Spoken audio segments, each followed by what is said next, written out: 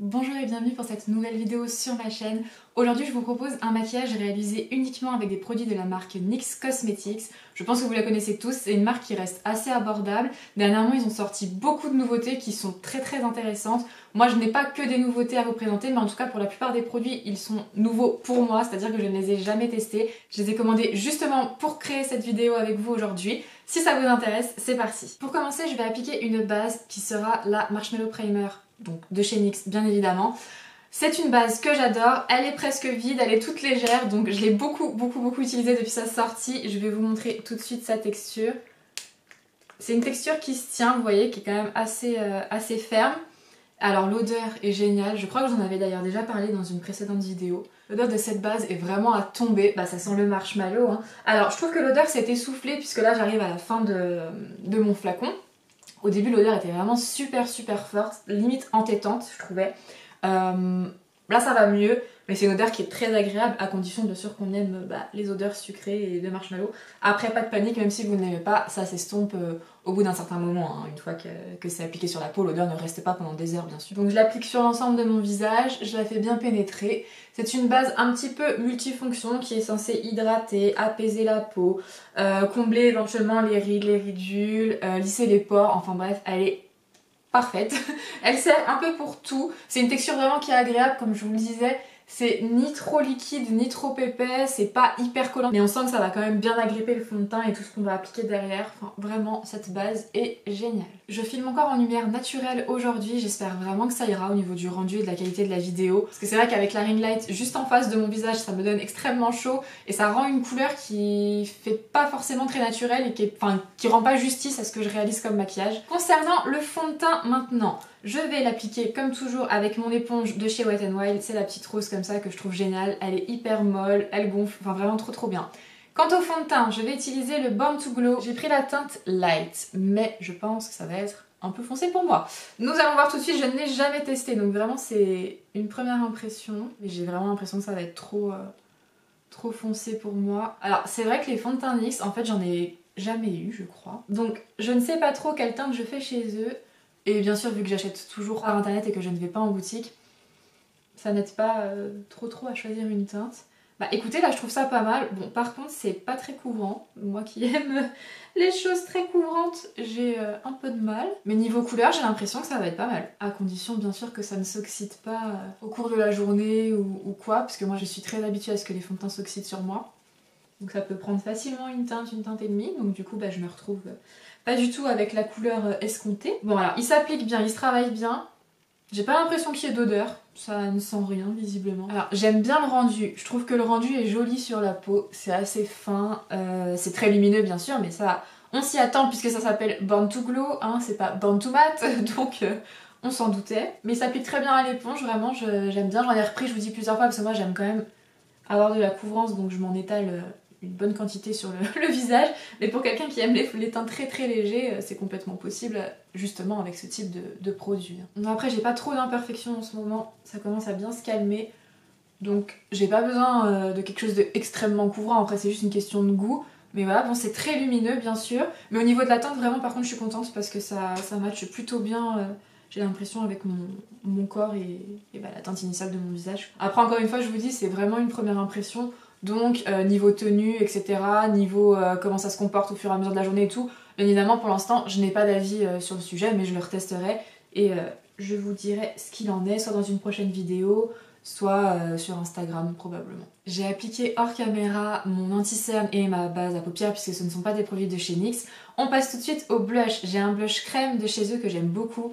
Il s'agit du Sweet Cheeks en teinte Baby Doll. C'est un très beau rose. Je ne saurais pas alors honnêtement vous décrire la teinte précisément, mais vous allez l'avoir appliquée, ce sera beaucoup mieux.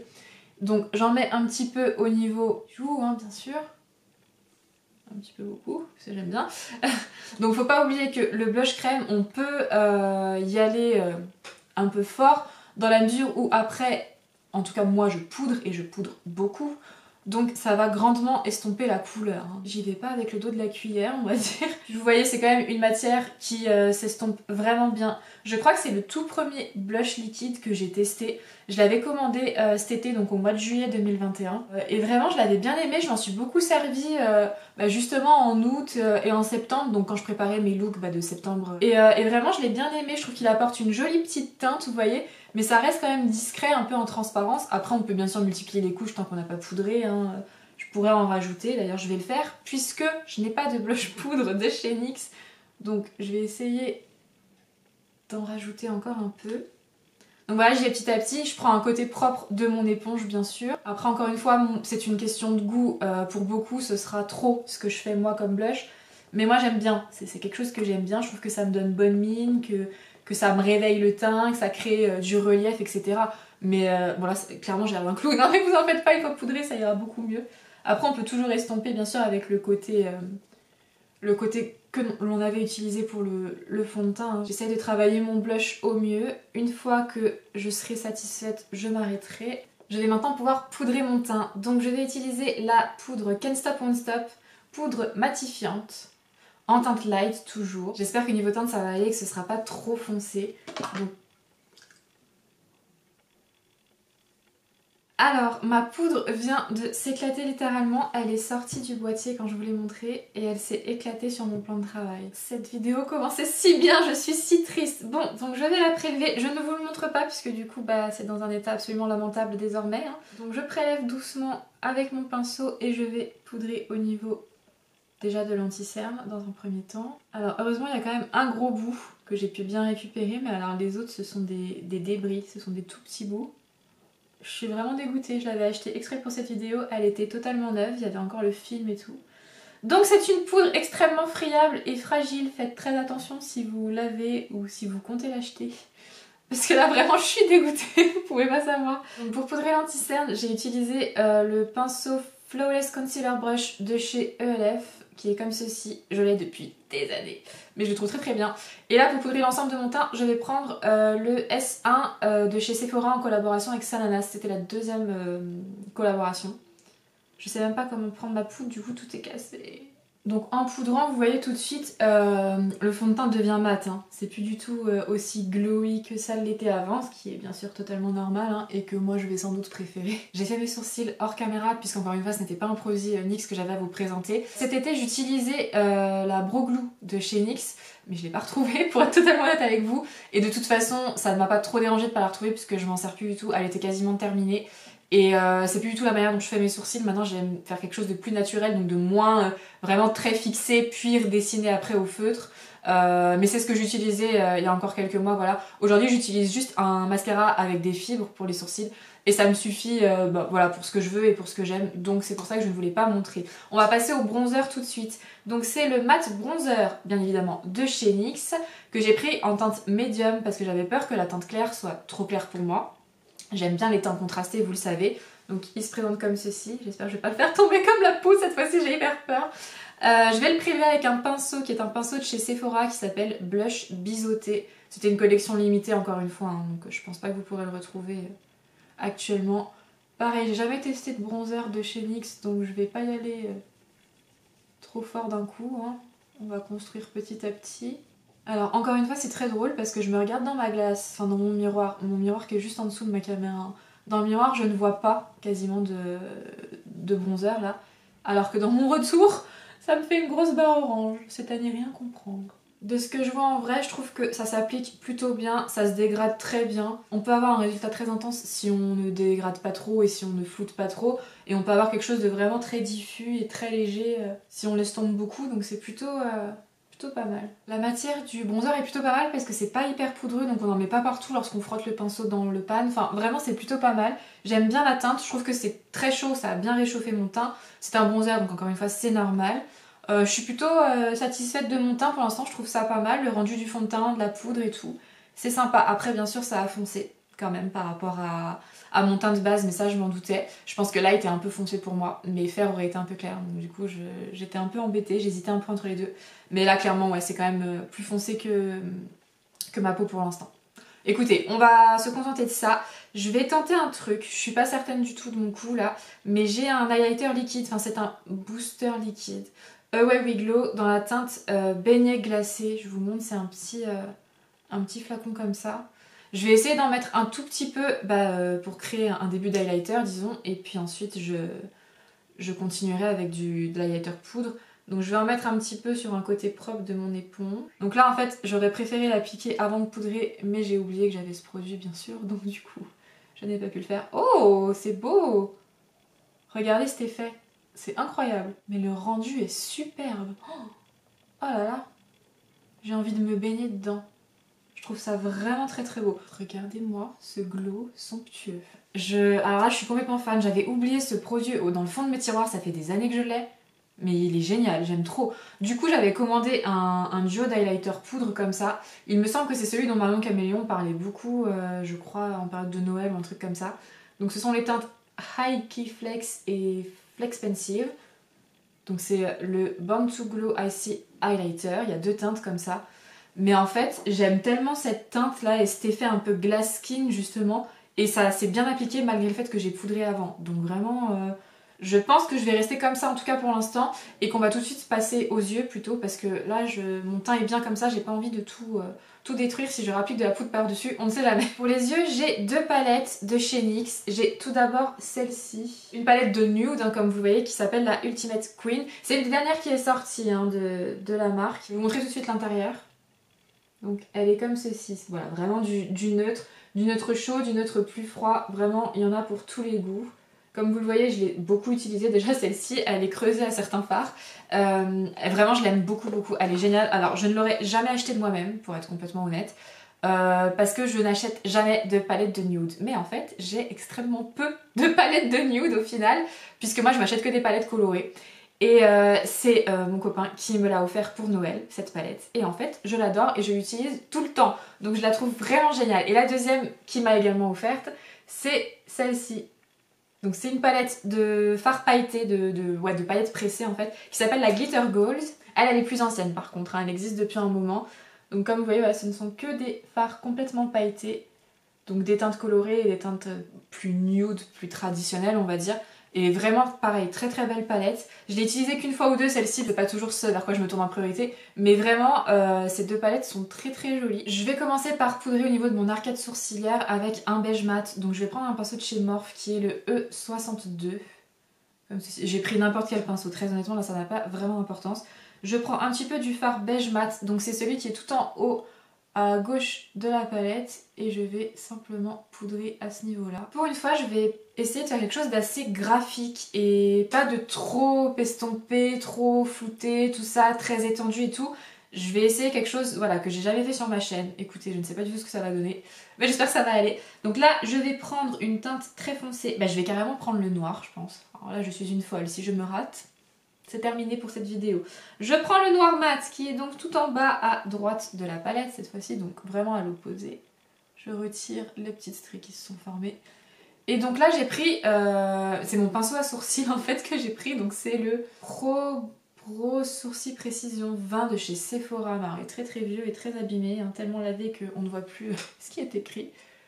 Et je vais juste tracer une espèce de ligne droite comme ceci. Voilà, je vais arriver à une forme un petit peu comme ça, quand même très étirée, mais nette. Je veux pas quelque chose de flouté. Par contre, je viens de voir que j'avais des chutes.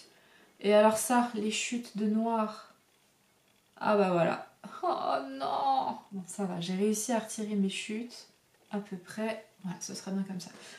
Je vais repoudrer un petit peu mon contour de l'œil, histoire que ça ne me fasse pas ça des 2 côtés, puisque bien évidemment, là, ça vient de me le faire quand même au niveau de mon œil photo, sinon ce n'est pas drôle. Donc je vais remettre un peu de poudre. Une fois que j'en suis là, c'est pas forcément hyper symétrique pour le moment, mais je pense que je le rééquilibrerai une fois que j'aurai continué mon maquillage. Je vais passer à une autre teinte, donc je change de pinceau, j'ai pris un de chez Sephora. C'est le pinceau eyeshadow, tout simplement. Pareil, c'était un kit qui n'est plus vendu, je crois, mais c'est un pinceau assez large comme ça. Je prends le marron un peu foncé. Donc lui, il est rangé du milieu à l'extrême droite de la palette. Et je vais le juxtaposer au noir. Une fois que j'ai terminé avec mon marron foncé, je vais juste retourner mon pinceau pour qu'il soit du coup propre. Et je vais prendre une teinte assez orangée et je continue. Le but est bien sûr que les couleurs se fondent quand même un minimum entre elles. Hein. Je trouve que ça fait très Halloween ce maquillage pour l'instant. C'était pas forcément l'effet escompté, mais bon. Et pour terminer, je vais appliquer encore une dernière couleur. Je vais prendre un pinceau de chez Morphe qui est le M431. Comme ceci. Et là, je vais prendre... Je ne sais pas. Je vais peut-être prendre un doré un peu irisé, donc toujours de la même palette. Hein. Donc honnêtement, cette palette, je suis très agréablement surprise depuis le temps que je l'utilise parce que je la trouve super pigmentée. Alors oui, d'accord, c'est une palette de neutre, donc c'est pas le plus difficile à créer si vous voulez, mais je trouve qu'il y a quand même différents finis qui sont très intéressants. Les fards pailletés sont dingues. Là, je les ai pas utilisés, mais je les utilise absolument tout le temps. Il y a notamment un doré qui est magnifique sur cette palette. Vraiment, j'ai complètement craqué dessus quand j'ai vu la palette. Et je m'en sers vraiment très souvent. Mais les fards, voilà, vraiment se travaillent bien entre eux, je les trouve jolis. En coin interne, j'applique un beige irisé, juste sublime. C'est le fard qui est le plus creusé, je crois, dans cette palette, mais je le trouve trop beau. Je l'utilise toujours en point de lumière, c'est vraiment ma teinte préférée pour faire ça. Je vais passer à la palette de fard pailleté et je vais utiliser l'espèce de cuivré ici pour le mettre un petit peu au milieu, là où j'avais mis des teintes marronnées. Je le prélève avec le même pinceau, honnêtement j'en ai pas changé, je l'ai juste essuyé sur mon plan de travail et je vais en appliquer à ce niveau-là. Donc il y a déjà une sorte de gel dedans, enfin il y a déjà le liant qui est là, donc vous n'avez pas besoin d'appliquer de colle avant d'appliquer les paillettes, donc ça c'est bien. Bon, ce n'est pas du tout un maquillage de circonstance à l'heure où je tourne et où je publierai cette vidéo, mais ça pourra vous donner des idées éventuellement... plutôt pour l'automne ou quoi, je pense. Après, rien ne vous empêche de le faire avec des teintes plus colorées et ainsi, ce sera peut-être beaucoup plus festif, beaucoup plus été. Je vais maintenant m'occuper de mes muqueuses, donc j'ai choisi d'utiliser le rétractable eyeliner, enfin crayon rétractable pour les yeux, en teinte marron. Donc ça, ce sera pour ma muqueuse supérieure. Et pour la muqueuse inférieure, je pense que je vais utiliser un Off Tropic Pro Liner en teinte Crushing It. Alors celle-ci vous pourrez plus la retrouver, c'était une collection limitée de l'été d'il y a plusieurs années maintenant. Mais c'est un rose comme ça. J'ai envie d'apporter un peu de peps et un peu de couleur parce que sinon je me rends compte que sur Instagram je ne fais que des maquillages très colorés et pas du tout de maquillage nude. Mais que sur ma chaîne YouTube c'est plutôt l'inverse, je fais plutôt des choses très nude, donc j'ai quand même envie d'apporter un peu de couleur sur ma chaîne. Je sais pas si vous me suivez. Bref, donc c'est pour ça que je vais appliquer deux couleurs différentes. Donc tout d'abord la teinte marron pour la muqueuse supérieure, puis j'applique le crayon rose dans la muqueuse inférieure. Vous voyez, il marque bien. Moi je fonctionne par petits à-coups parce que je n'aime pas faire des grandes lignes comme ça, mais après c'est propre à chacun. Mais honnêtement il fonctionne bien, hein. La couleur ressort bien et tout. Et vraiment ça apporte un petit peps, quelque chose en plus. Après pour tous les jours encore une fois, ou même pour les soirées ou autres, on peut très bien utiliser le même crayon marron que j'ai appliqué en muqueuse supérieure pour la muqueuse inférieure, ça fera un regard plus profond, plus intense. Pour le mascara, j'ai choisi le On The Rise. C'est un mascara volumateur normalement pour les cils. Je n'ai pas encore ouvert donc je ne sais pas quelle est la forme de la brosse. Elle est comme ceci. Je me rends compte que j'ai oublié de mettre mon spray fixateur. Moi je le mets avant le mascara en règle générale parce que sinon ça fait couler mon mascara et j'ai oublié parce que je ne l'ai pas sorti sur ma table. J'aime beaucoup ce mascara, je le trouve vraiment très bien. J'ai fait 2 passages à peu près. Je trouve qu'il définit très bien les cils, il apporte du volume, pas spécialement de longueur, mais ce n'est pas sa promesse, donc pour moi le pari est complètement respecté. J'aime vraiment bien, il est assez facile d'application, je me suis pas piquée avec la brosse, vous savez des fois moi je vais très proche des cils et du coup ça a tendance à me faire mal et à m'irriter, voire me faire pleurer puisque j'y vais un peu fort des fois. Là ça n'a pas été le cas du tout, donc vraiment je suis très contente du mascara, je le trouve pas mal. En ce moment j'ai plein de mascaras que je teste.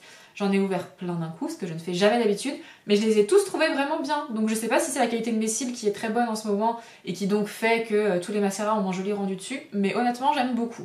Nous allons passer pour terminer à la bouche. J'ai choisi un Shine Loud, la teinte c'est Lead Everything. C'est un magnifique, sublime, divin rose Barbie qui va très bien aller avec le crayon que j'ai mis en muqueuse et ça va vraiment le faire ressortir. Donc ce sont les rouges à lèvres qui avaient vraiment fait fureur cet été, je crois encore une fois, hein, ou peut-être même il y a un an maintenant à peu près. En tout cas, ce sont des rouges à lèvres donc avec deux applications en fait. Donc il faut d'abord appliquer la couleur qui se trouve ici et ensuite fixer avec l'espèce de gloss. Et vraiment ce sont des rouges à lèvres qui tiennent très très longtemps. Ils ne s'estompent pas du tout, on peut manger, on peut porter le masque avec, on peut boire, on peut fumer, on peut faire plein de choses. Et vraiment ces rouges à lèvres sont très très bien, je les aime beaucoup. Le seul reproche que j'ai à leur faire, je trouve, c'est que la couleur ne part pas, si vous voulez, ça ne s'en va pas, ça ne fait pas de trou ou autre, mais la couleur ternit beaucoup au fur et à mesure des heures qui passent. Après, c'est logique d'un côté, mais voilà, il faut en être conscient lors de l'application. On sait qu'on n'aura pas la même lumière et la même beauté de la couleur après de très longues heures, mais encore une fois, c'est normal. En tout cas, sinon, ils tiennent vraiment très très bien, ils respectent toutes leurs promesses, je les aime beaucoup. J'en ai plusieurs dans des teintes différentes, mais là, je voulais vraiment me faire plaisir et me faire une bouche un peu Barbie. Donc tout d'abord, on applique la couleur. J'ai terminé d'appliquer la couleur, donc là, vous voyez, ça colle beaucoup, donc on ne peut pas laisser le rouge à lèvres comme ça, c'est pas possible. Ça finit par même s'en aller si on presse trop les lèvres ensemble, voilà. Donc il faut appliquer absolument une couche très fine, mais uniforme, du gloss qui est avec. C'est un gloss qui est extrêmement liquide, il ne faut pas en mettre beaucoup parce que sinon ça bave. Mais par contre, il faut vraiment s'assurer qu'on en met partout. Une fois que c'est appliqué, c'est bon, et là après, ça ne bougera plus. Vous pouvez faire votre vie, il n'y a aucun problème. Juste vérifier, voilà, si vous avez mis trop de gloss, que le gloss ne coule pas, il a tendance à couler à ce niveau-là, par ici. Donc j'essuie très légèrement et tout. Mais sinon, voilà, nous avons terminé. En fait, nous n'avons pas terminé puisqu'il me reste à appliquer mon spray fixateur, bien sûr. Donc c'est le Matte Finish. Je vous en avais déjà parlé dans ma vidéo petit prix de ce spray fixateur et je vous avais dit que je ne pouvais pas vraiment vous donner mon avis définitif puisque en fait c'était la première fois que je l'utilisais. Là, je l'ai utilisé beaucoup de fois depuis, il est à peu près vide à moitié et en fait je l'aime beaucoup. Je trouve qu'il fixe très bien le maquillage, qui, notamment sous le masque, vous savez, ça bouge pas démesurément, même avec le frottement au niveau du nez, etc. C'est vraiment un très bon spray fixateur et je m'étonne qu'on n'en parle pas tant que ça. Enfin honnêtement, j'en entends très peu parler, mais vraiment il est très très bien. Je sais aussi qu'il existe en version glowy, pour ceux qui préfèrent bien sûr. Moi je préfère les teints mat, donc je vais le fixer avec celui-ci. Ce qui est très bien aussi avec ce spray, c'est qu'au niveau de l'odeur, ça sent pas grand chose honnêtement, et en tout cas rien de désagréable. Ce qui change de certains sprays que j'ai trouvé absolument horribles par le passé. Lui voilà, vraiment il a une odeur assez neutre, donc c'est pas du tout dérangeant. Et comme je vous l'ai dit, voilà, vraiment il fixe bien, donc je l'aime beaucoup.